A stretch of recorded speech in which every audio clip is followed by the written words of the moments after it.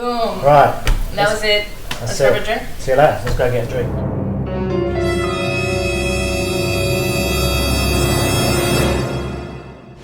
Cheers. There we go. So Carolina, welcome to the show. Thank you. Pleasure to be here. So we're doing some collaboration, aren't you? That's what us video people do. We collaborate. Alright, stop. Collaborate and listen. Expand our audience, you see. 100%. We like to work with each other. A bit like the Bullhorn Marketplace. And how that embraces it. Because then you create this whole community. Exactly, it's like an video ecosystem. makers. Exactly. Why video? How come you've jumped on this video bandwagon as well? You know what? Because I just realized that I was actually starting to research brands because of videos that I saw on LinkedIn. Okay, yeah. And we do a lot of prospecting sessions. Yeah. And I hate cold calling. Okay, yeah. Most people do. So I was like, why not try making warm calls? Exactly. Try LinkedIn, having people reach out to me. Also, like a cold call, you're just trying to sell. In like a first instance, just like getting their reaction. Hence why it's called a cold call. Exactly. No, I have had a lot of. I've seen your video. You look amazing. Really? You're gorgeous. Oh, okay. Well, like nice or creepy?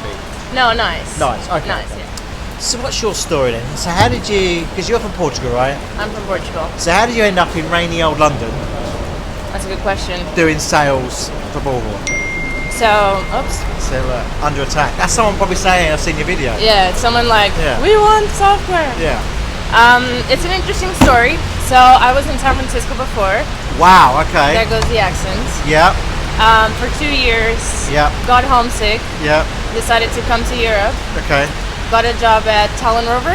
Yeah, I remember them. A lot of people know them. Yeah. Now known Bullhorn for Salesforce. Yes. And then 6 months after I joined Talon Rover, I got a video conference from Kent and Brendan, who were the founders of Talon Rover, telling us we were bought by Bullhorn. Oh, okay. And we're like, oh no, what are you gonna do now? Where are you? A little bit. But you're still here, right? I am. It was a great transition. Good. There was a light at the end of the tunnel. There's always a light. At the end of the nice tunnel. Shiny orange Bullhorn light. Yeah. So has that been good for you? It's been great for me. Cool. And because you speak what, 4 languages? I speak 4 languages. 4 languages. 4 languages. Which are? Portuguese. Spanish. English. And German. And German. Yeah. Okay, cool. And I speak a little bit of French. Okay. So that's a useful skill at Bullhorn, right? Because obviously multicultural and we sell into Europe and all that. Okay. So I got a theory about languages. Go on. Okay. So here's my theory. Because on the face of it, I always think, well, English might be quite tricky to learn because there's so many words that kind of have multiple meanings. But then I think loads of people have English as a second language, so it must be pretty easy to learn.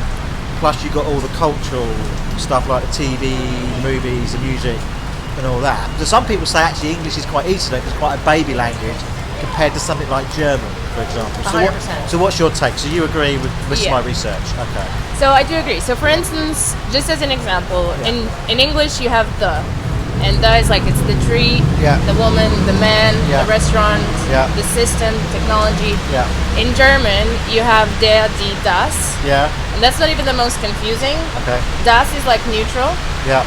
And girl, which is Mädchen, is das Mädchen. Okay. Which is neutral girl.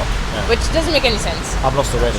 I know, me too. So then my second part of that theory is this is why English speakers struggle with other languages, because our language is such a baby language and other things are therefore harder. Because it's like when I was at school, the language they taught us, our options were French. Good morning. And Spanish. Scorchio, mini cunietare interior, Scorchio. So what things growing up did you kind of watch in terms of the English language that helped? What were there particular shows you would watch? So there's something particular about Portugal, which is we don't translate. We have subtitles. Okay. All over Europe, if you go to Spain, France, Germany, they translate. They dub over it. Männer einer militärischen Spezialeinheit wegen eines Verbrechens verurteilt, das sie nicht begangen hatten. Sie brachen aus dem Gefängnis aus und tauchten in Los Angeles unter. Seitdem werden sie von der Militärpolizei gejagt, aber sie helfen anderen, die in Not sind. Sie wollen nicht so ganz ernst genommen werden, aber ihre Gegner müssen sie ernst nehmen. Also wenn Sie mal ein Problem haben und nicht mehr weiter wissen, suchen Sie doch das E-Team.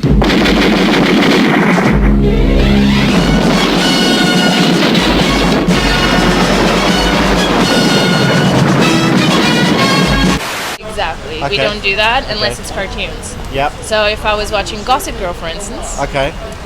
I would watch it in English and then with Portuguese subtitles. Right. So I think that's also why we learned the accents, because like music, it's American. Okay. TV shows, most of them are American. Yeah. Unless I was watching Downton Abbey. Okay, yeah. My wife likes that. I really like that. Yeah. I haven't watched the movie Who's your yet. favourite character? The single lady.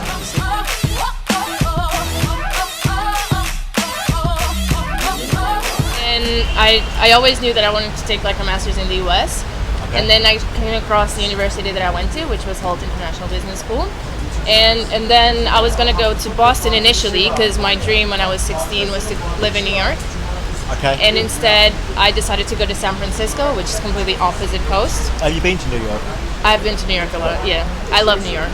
It's good. I went there for New Year's once. It was Did you? freezing. Yeah, it's really cool. So I went to San Francisco and then I fell in love with the city. If you haven't been, you should be It's a going long way there. from here, though, isn't it? It's a long 11-hour flight. Is that all? Yeah. Okay. And it's a direct flight also. People don't... Because when I You're out there doing your degree. You're going down the finance route. How did you then flip? Why sales for you? What's the appeal? I always loved technology. Okay. And I was looking for a job when I did my master's. At the end, I was looking for a job. I started working for this marketing agency and I started doing sales. And I realized that I am terrible at talking to people. Really? Yeah, I was terrible at talking to people. And I was thinking, if I ever want to build something of my own, I need to know how to sell it. True. So, nothing happens until something gets sold, is what my dad once told me. That's true, and that's where the money comes. And if you want to have a business that is sustainable, you have to make money. It doesn't mean you're a bad person. You just need to live. Exactly. Okay, so you got the sales that way. So what do you love about sales? Oh, there's so many things. Close the deal. When you close and when you're about to close the deal, and you're like, That's it. So what? When you get the notice, the email on the DocuSign? Yeah. Oh, that's Christmas. Okay. It's that part, and within the adrenaline, you're reaching the end of the year right now, reaching the end of the month, and it's I have this much, and I have to build these relationships, and it's exciting. And then you have that email I love it, and it's great. Well, that's great when you get the customer feedback when you told them how great this product or solution is and how it's going to help them, and then they buy it from you, and they then realise that. It's good to get the feedback and how it's helping them grow their business, right? Yeah, exactly, 100%. The clients. Yeah. I love talking to people. I don't know if you've noticed, but I'm you always talking. Yeah, you are, which is a good thing. So you weren't very good at that. I wasn't. So you liked doing it, but you weren't very good at it. But you become better. Yeah. Yes. So you just need to practice how you speak to people, and the right questions to ask, and how to build those relationships. It's all about asking questions. It's all about asking questions. That's it. Okay. And it was all of that. Right now, I love talking to people. And the good thing, because I work with the rest of the world, is one day I'm talking to Germany, the next day I'm talking to Dubai. Yeah, you've got that whole variety thing going on. I have a whole variety. But also then bumping into different cultures, different recruitment businesses in our world. Different competitors. The presence that we have here in the UK, which if you ask a recruiter, chances are they've heard about Bullhorn. Yeah. Well done marketing. Well done marketing. Yeah. If you go to the Middle East, chances are, unless they're expats or they worked with expats or they've looked elsewhere in the market before, they probably don't know it. Yeah. And so that's very interesting, the conversations that you have. Some people think we are a totally different thing. A conversation where you think you've been talking to someone about something and they've been hearing something completely different. And it's taken you, what was the latest you've got into a conversation, maybe 20, 30 minutes in, then you realise this person has no idea what you're talking about? I've done a complete demo. Have you? Yeah. In which at the end, because you know how we have our data there, all the customers, all the candidates, all the contacts, and they're like, oh, so Amazon has that job? And I was like, wait, this is dummy data. This is not yours. Oh. Yeah. Well, it's been lovely talking to you. It's been really good talking to you. So in Portuguese, how do you say catch you later? Até logo.